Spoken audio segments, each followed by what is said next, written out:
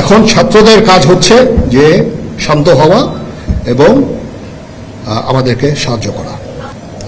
ছাত্রদের প্রতিনিধি বলতে আমি এখন ওনাদের কাউকে পাইনি। আমি ডক্টর আসিফ নজরুলকে রিকোয়েস্ট করেছি, যেহেতু ওনাকে ছাত্ররা শ্রদ্ধা করেন এবং উনিও একটা সুন্দর একটা ভিডিও মেসেজ উনি দিয়েছেন ছাত্রদের জন্য।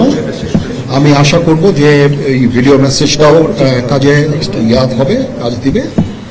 এইভাবে আমরা কাজ করে যাব।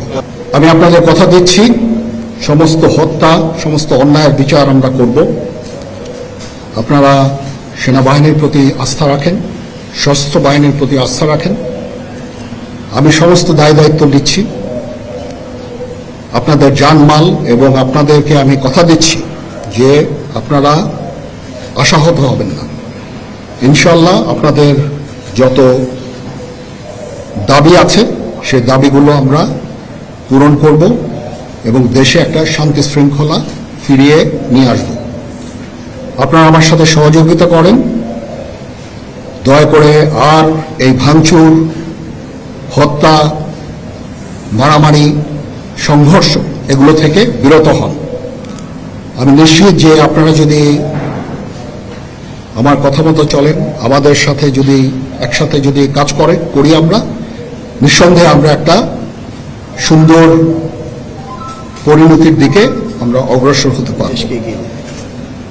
আপনারা দয়া করে আমাকে সাহায্য করেন। মারামারি করে এই সংঘাতের মাধ্যমে আমরা আর কিছু অ্যাচিভ করতে পারবো না, আর কিছু আমরা পাবো না। সুতরাং দয়া করে আপনারা সমস্ত ধ্বংসযজ্ঞ, সমস্ত অরাজকতা, সমস্ত সংঘর্ষ থেকে বিরত হন এবং ইনশাআল্লাহ আমরা সবাই মিলে একটা সুন্দর ভবিষ্যতের দিকে আমরা অগ্রসর হব।